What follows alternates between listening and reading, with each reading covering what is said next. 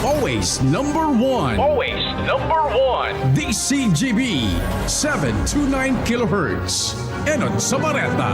Enot sa Gabos.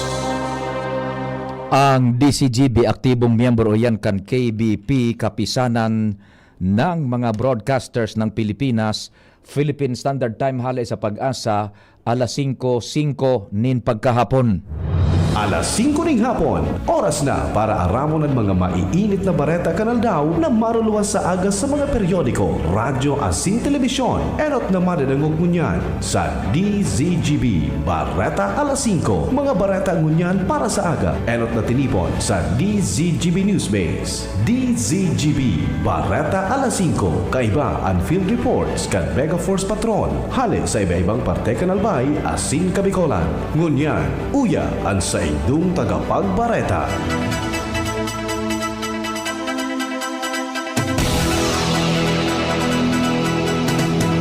Diyos marhay na hapon sa pangaran kang Newsbase, Mega Force Patrol asin kan Master Control kay akan Technical Department.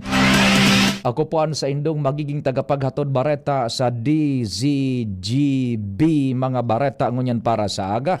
GB garantisadong bareta. Ako po si Pio Fernandez. Enot sa detalyes kan bareta sa lado lokal. Nasa linya ang Mega Force Patrol. Si Pading Al Armario. Pading Al, marhay na hapon. Please go ahead.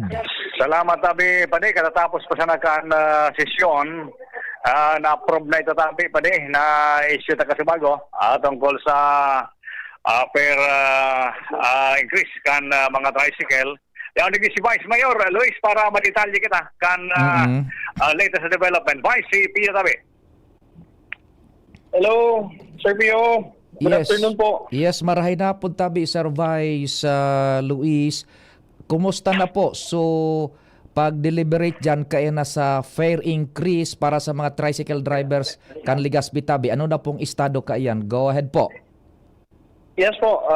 First of all, maray na po sa Gabos, the DCGB family, Sir Pio, and all those sa Gabos po na nagdadangog digdi sa Tuya, and it doesn't only concern Legazpeños but also those who commute within the jurisdiction of Legazpi City. Just today, in session, passed na po so pagtaas kang base fare kang singil kan sa tuya mga para tricycle. Kung dati po ang base ta, which is the first 2 kilometers, dati po siyang 12 pesos, kunyan po 15 na. And pero for the succeeding kilometers, per kilometer may dagdag na 3, which has always been the rate. Dahil naman po yan tigiro, Sir Pio. So yan lang po ang bagong rates basically. Opo. 3 pesos po sa base fare. Opo. So, ordinansa na mismo ang inaprobaran on second reading ba yan tabi? Until for third and final reading na po. Ay, yun. Tapos na. So, aprobado na dyan sa sangguniang palunsod Yes, pag itaas nin tricycle rates sa Legazpi. Now, pagkahali dyan sa sangguniang palunsod, ano yan tabi? I-review pa sa sangguniang panlalawigan? Yes po. Okay. Yes, so, what will happen? No rin yan magiging effective taking in consideration so proseso pang dapat sunod dun tabi? Well, let's follow the process. We hope that the sangguniang panglalawigan sa Tuya Digdi Alpay and the board members ang tapos sa committee na ma-review man po kayo, we hope for the fastest response with this so that we can push forward man tulos po. Of course, we want to respect the process so that wala na po kitang maging sabit ba Serpeo after kaini. So yun lang po. Agadon mi na while we're here, agadon ko po sa mga miyembro naman. Natabangan po sana kami para matapos man tulos ini. Opo. Naihapot ko yan tabi, Vice, ta may nagdadangugun yan kadakol tibaad mag-interpretar sila na uaprobado na ngaya on third and final reading. So paglangkaw sa plete sa Legazpi, tibaad ngunyan pa sa nausaga magpuo na sila mag-increase dai papalan. No, I would advise against it until notice ng probinsya. Kasi actually, Sir Pio, kang public hearing pa lang, kang Lunes po ba? Tama ba ako? Last week Thursday. Last week Thursday, nagka-public hearing. May mga nadaog na po akong reports na dati nadaapong singil is 15. And I just like to remind lang na bako pa siya effective ng time na ito. And I would like to remind lang also for the commuter side naman, ang 15 pesos po is the base rate. Alright? So, ini po sa primero lang po na 2 kilometro, as in madagdag manggiraray kitres for any succeeding. So, if it's 3 kilometers kita, nasa 18 pesos. Yes. 4, 21, and so forth. Ano po? Igwa kayang report sa Muya na nag-increase, pero dati nadaapong 15. Baka man po, more than 2 kilometers man po. So biyahe. Kaya man po dati ng 15 kasi 3 kilometers. So, it gets confusing at times, Sir Pio. So, we just reiterate and we paurotro lang po kita. And that's fine. At least the more our constituents know, the more we can the more we can work together. And also for reports of overcharging, the office of the TDRD, the Vice Mayor's office, the chairman and proponent of this ordinance, Councilor Butch Lucila, our offices are open for complaints like that. Yaon man po ang number kan sa mo yung mga opisina, yaon man po sa posted sa tricycle, yaon, and then further dapat igwa naman kitang fare matrix na ipopost na bago. We'll see to it na masunod man po yan tulos. And then, yun po, public, public offices, and ang point ko lang, Sir P, is that let's work together. Let your voices be known, be heard, and yan man po kami para magdangog, and then saka kita magbatuhan. Ito yung mga experiences and opinions on this. Opo. Pero two things lang tabi, Vice, siyempre yaon yan so 20% discount, PWD, elderly, and students. Yes, Iga yaon yan, dumana mapuon Yes, kan computation sa base fare and sa succeeding fare, And then, halaton lang na ma-review ni kan sangguni ang panlalawigan, sagkun na maging effective ini, then and only then, makakapagsingil na ang mga tricycle drivers. Yes po. Sige po. That for me is the best way to go about this, Sir Pio. Alatunta po ang approval kay with the SPA. Salamat tabi sa Sir Vice Luis sa oras, and mabuhay ka po. Alright, thank you, Sir Pio, and sa gabos po nagdadangog, to Kuya Al, Padingjon, yaon mandigding. I'd just like to thank everyone, thank the DDGB family for always sa pirming pagantabay and pag-monitor ng mga nag-aagi digdi sa 17 Sangguniang Day pang session na nag-absent si Kuya Al. Salamat on tabi sa Indo. Opo. Thank you. Sige. Thank you so much, Tabi. Vice Mayor Luis Gutierrez. Yaw ko tarig din na alibapang konsyal, pero tawan ta ki ibang oras tabi pa ne. Kung may buhay ko ta, baka sa aga, may ibang mga informasyon. Okay, Alam Mario, thank you. Ang baretang ini hatod sa Indukan. Leon Extra Strong Beer. Bangis sa sarap. Bangis sa sulit. Thank you so much, kumpadring Al. Kasabay niya to, nakasabay ta si Vice Mayor Luis Gutierrez. Diretso tamo na ang mga detalyes kan bareta sa lado lokal. Nasa linya pa ang Mega Force Patrol. Kumusta ang linya tabi pa ding Nald? Angel Mustaza, marhay na hapon. Go ahead man. Celebrar ng ika-27 anibersaryo ang Coast Guard District Bicol sa aga, Marso 25, 2026, kung sa inasindang selebrasyon ang personal na aatinderan ni Admiral Ronnie Will Gavan, ang commandant kan Philippine Coast Guard. Sigun kay PCG Bicol, Commander Commodore Ivan Roldan, pupunan ng sarong banal na misa ang sanang aktibidad alas 7:30 nin pagkaaga, susundan nin blessing kan mga bago nindang assets. Alas 3 pagkahapon, iyo ang program proper kung sa nakatalaan na itaon ni Captain Alejandro Arica, ang Deputy Commander kan PCG Bicol, and welcome remarks. Si Commodore Ivan Roldan naman ang mapresentar kan Commander's report, mientras napapanginutan naman ni Admiral Gavan ang pagtaonin mga awards asin ang mensahe bilang guest asin honor speaker.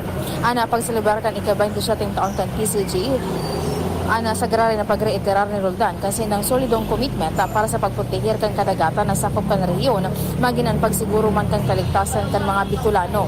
Ang selebrasyon ay may temang empowering maritime community and securing safe seas and marine environment across the Bicol region through PCG iCare. Dagdag na bareta, Angel Mustaza, DCGB News. Salamat, Angel. Mientras tanto, nasa linya man ang samuyang chief reporter,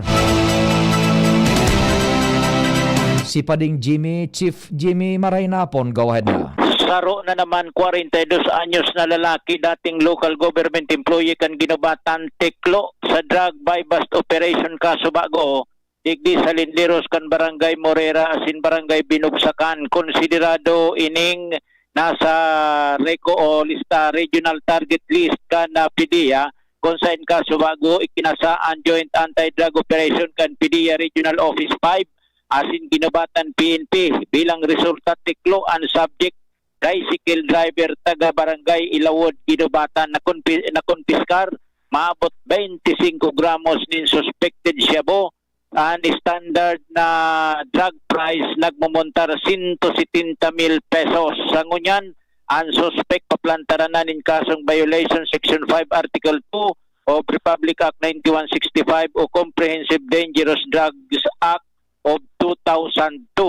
Sa ibong nalado, sinabi ni Mayor Gemma Anong Hoko na siya mismo padago sa advokasya asin mga programa kontra droga asin nagpapasalamat siya sa pagtutukan PNP asin PDEA kan ginubatan para makurtar ang proliferasyon ng droga kung saan sa susog sa alkalde dahil siya ninko konsintiho na taga ginubatan sa mga salanggibong iligal digdi sa nasabing banwaan. Mga dagdag na barita, Jimmy Nasalita, DCGB News.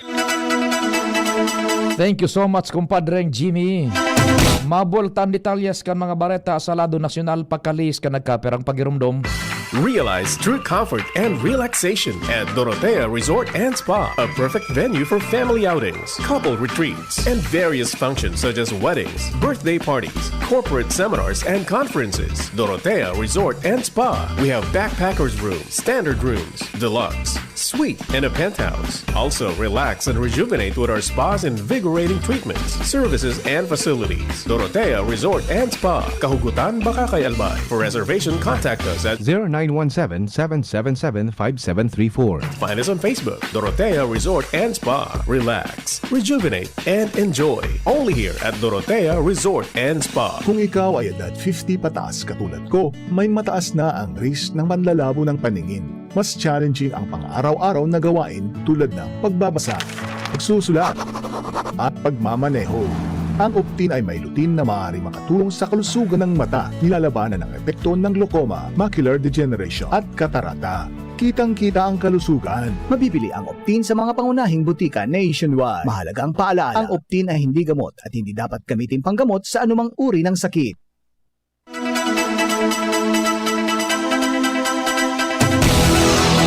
Ngunyan sa detalyes kan mga bareta sa lado nasyonal, pinunanakan gobyerno ang distribusyon kan fuel subsidy para sa mga pampublikong lunadan sa Parañaque Integrated Terminal Exchange o PITEX sa Barangay Tambo, Parañaque City, Kasubagong aga. Pinanginotan ni Presidente Ferdinand Marcos Jr. ang pagtaonin ayuda na 10,000 pesos kada unit ning bus. Kabilugan na 1,096 na units ang nabiyayaan kan fuel subsidy na pigresibinin 27 mga bus operators.